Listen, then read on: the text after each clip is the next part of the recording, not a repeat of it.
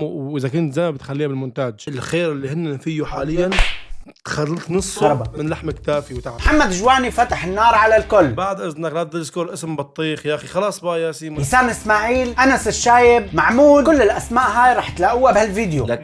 بيسان خلاص يا اخي خلاص. حكى مين خان ومين غدر ومين كان يشتغل عنده وينام ببيته، واعترف بعدها انه ندم. خليك معي لانه هالفيديو نار وشرار، ورح تعرف تفاصيل لاول مره بتسمع فيها. بس اذا ما كنت مشترك هلا تشترك بالقناه لانه امك تكون داعيت لك. الفيديوهات اللي عم تنزل نار وشرار، واكتب لك كمان كومنت حلو مثلك حتى حطه بالفيديوهات الجاي مثل هدول الكومنتات. وهلا خلونا نبلش. محمد جواني بقرر يطلع بودكاست مع شخص. طبعا البودكاست ما كان مثل اي فيديو، واذا ما بتعرفوا محمد جواني صار له فتره اصلا ما عم بينزل على اليوتيوب، فالزلمه موقف يوتيوب، ومن بعد سنين من الصمت بيحكي بهالبودكاست عن الماضي وعن العالم اللي كانوا معه. بس الفكره وين يا عزيزي المتابع؟ كل اسم في وراه حكايه، فبهالفيديو رح نعطي ردة فعلنا على البودكاست ونفهم قصه كل اسم انذكر. هلا البودكاست تقريبا ساعه، فاكيد ما رح نحضر ساعه، فانا اختصرت لكم قد ما فيني الشيء المهم. اوكي، انا اي شخص من اصحابي في بيناتنا خبز وملح بلش بطريق صح بدعمه، وانت شخص اصلي.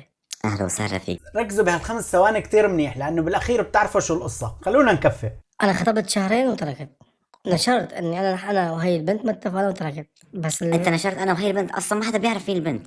حلو. صح. اول شغله انا بحكي عن خصوصياتي. اوكي، اللي بنفهمه انه هو خطب وترك، بس وقت ترك ما حدا عرف، فهو عم بيقول ابدا ما بحب يحكي عن خصوصياته، وهو رجل شرقي. انا شخص شرقي عبد عن جد. حاولت قبل باليوتيوب اني شارك حياتي بس ما احسن. يعني انت ضد المرأة والسوشيال ميديا لا هذا هي فكره، هذه فكرتك هي. ما كان يعني هي فكرتك. انا ضد، انت عم تقول ايوه انا من بدايه الحلقه انا مو ضد الناس اللي عم تطلع مع ازواجها وحبيباتهم من قبل وهيك. انا طلعت قبل المره، طلعت وجربت اني اكون بهالانحراف وما احسنت. أنا عندي عائله، عندي تربيه صح، عندي اهل. انا هون معه بشيء وضده بشيء. معه انه هاي حريته الشخصيه مثل ما بده بيعمل الزلمه، بس ضده انه ما كل العالم على السوشيال ميديا عم تنشر شيء مسيء ومخلل اخلاق، وخصوصا مثلا القنوات العائليه. انا ما عم بحكي ككابلز وما بعرف شو خطبه، اوكي هدول انا معه فيهم، بس انا عم بحكي عن القنوات العائليه اللي بتشارك تفاصيل حياتها وبتكون اصلا هي بشكل محتشم بشكل عام، يعني عم تفرجي تفاصيل حياتها. يمكن في عالم تفقد هالجو بالعيله، فهني بحسوا بالانتماء وقت اللي يفوتوا ويحضروا هيك فيديوهات. اوكي، وهون يا عزيزي المتابع فتنا بالمهم. بلش يسالوا المقدم عن حياته بالماضي، فسالوا المذيع انه ليش هو ما رجع خطب، انه اكيد ما عم يقدر يتخطى بيسان ايام زمان. وركزوا كتير منيح انه من قبل شوي عم بيقول الزلمه ما بحب يحكي عن خصوصياته، تمام؟ فشوفوا التناقض معي. مين ما بتخطى؟ انا بدي اتخطى الماضي. مين الماضي؟ ليش؟ الشخص اللي قدامك حاليا غير شخص تماما، تمام؟ وبالنسبه تخطى الموضوع صار له 5 سنين خلص. وبيجوز انه ما قدرت اتخطيت القديم. يا اخي ليش ما تخطى القديم؟ لما تخطيته ليش لا اتركه؟ طيب اللي بنفهمه من كل هالحديث انه جواني تغير، وانه اصلا نسيان الماضي، والقصه صار لها 5 سنين. من بعدها هون فتلوا بسؤال مباشر عن بيسان، فالرد عليه كان هيك. طيب احنا اتفقنا ببدايه الحلقه انه ما نجيب سيره بيسام بالفيديو. ما هو ما فيك تقول جواني وما تقول بيسان. اول شغله الموضوع هذا المشكله صار له 4 سنين. هون عم بيختصروا الموضوع انه صار له القصه 4 سنين. ليش لحتى جايبني وتسالني عن بيسان؟ يعني كنت جيبها لبيسان واسالها. انا هون ماني مع حدا، لا مع جواني ولا مع بيسان. اسئلتك عم تحكي عن بيسان، بتجيب بيسان بتجاوبك على اسئلتك، ما بتسال محمد جواني عن بيسان. لا بقول مزبوط. انت شو بتشوف حالك؟ كنت عم تعفس وكذب ولا كنت عم انا تحكي صدق؟ بشوف الكل شيء عملته غلط ولازم ما كان عامله. يعني ولا كنت رد كذاب. عليها. مين كذاب؟ صدمي. طب جايبنا لحتى تقول لي انت كذاب؟ جاي عم تستهزئ فيه للزلمه؟ ففات له رجع المقدم بطريقه انه انت حاقد على بيسان وانت اصلا ما بتقدرها. خلينا نشوف شو رد محمد جواني على هالموضوع.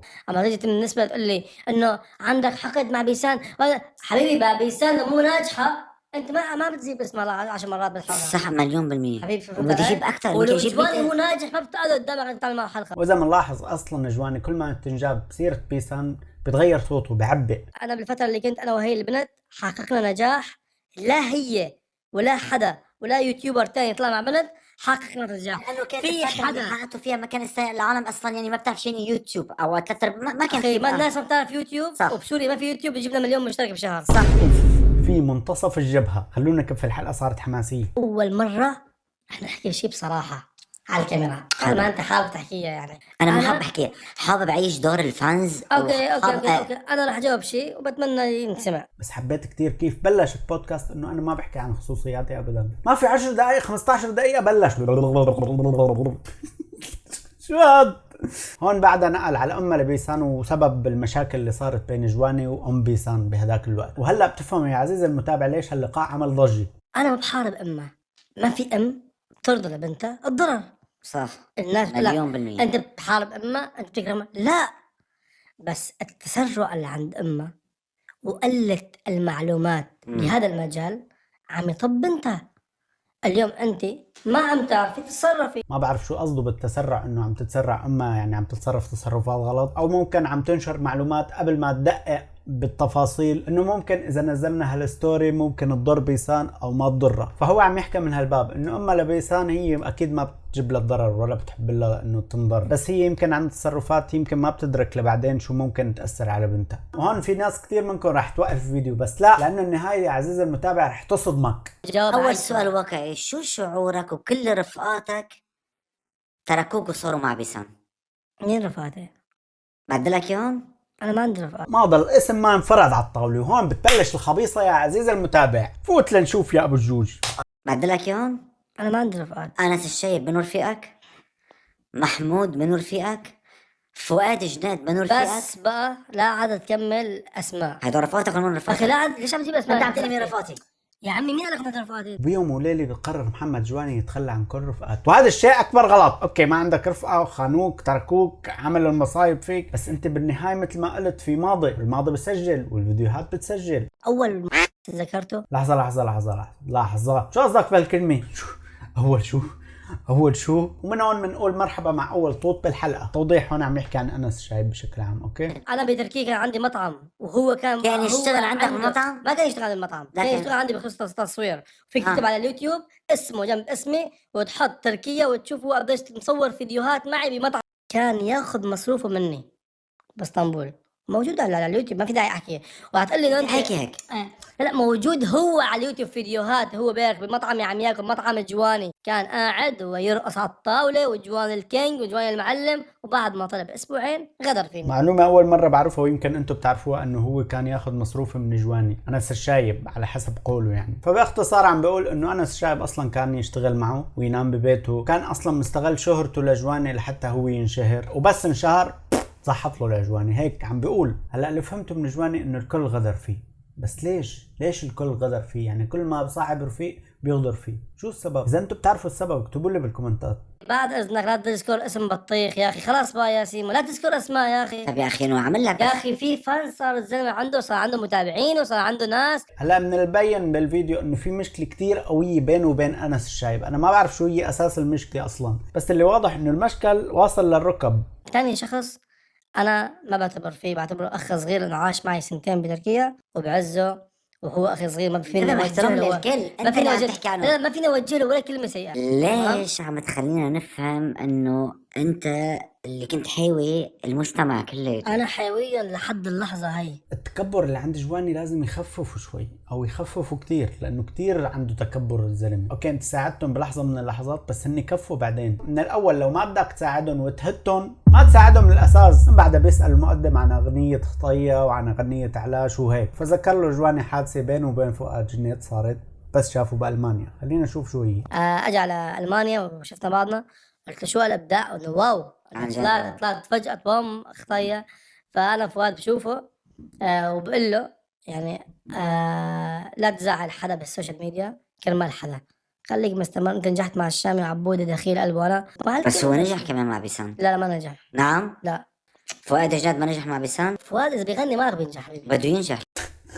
والله يا شباب هالبودكاست كله قصف جبهات، هذا بيقصف جبهة هذا وهذا بيقصف جبهة هذا. مزبوط فؤاد جنيد مع مين ما حطيته شخص قوي، يعني بيعرف كيف يلعب بالفن مزبوط بالوقت الحالي. واذا بنلاحظ اغاني بيسام من قبل ما مثل هلا. بده ينجح لانه مبدع. هو مبدع يعني نجح. بس ما يرسم. شفت شو نجح مع فلان، ما يرسم نجاحه بحدا. صح، انا بتفق هون معه انه ما تربط نجاحك بنجاح حدا تاني، وهو اللي قالها ولا بعد شوي بتكتشفوا انه كيف ناقض حاله. وهون بنجي يا عزيزي المتابع لشلة دبي، فعم يسألوا عن شلة دبي، شو رأيك فيها؟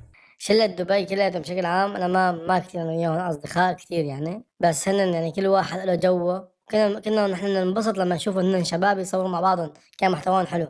بس اخر فتره صار يتنافسوا مين بده يجيب خاتم اغلى، مين بده يلبس كنز اغلى، مين بده يناطح مين بده يطلع مرته اكثر محتوى بس أكتر. اليوتيوب هيك بده يا جواني. يا عمي بس قبل كان محتوى حلو فينا نضل على المحتوى القديم. انا برايي ما دخل اليوتيوب بهالموضوع. اليوتيوب يا عزيز المتابع بس بهم العالم تحضر وتتفرج، ما بهم المحتوى اللي عم يتقدم شو ما كان. وهون وصل جواني لمرحله سكر راسه. حفرجيك الفيديو لانه انا بس اشوف جواني ما فيني اتخيل جواني بدون بيسان. ما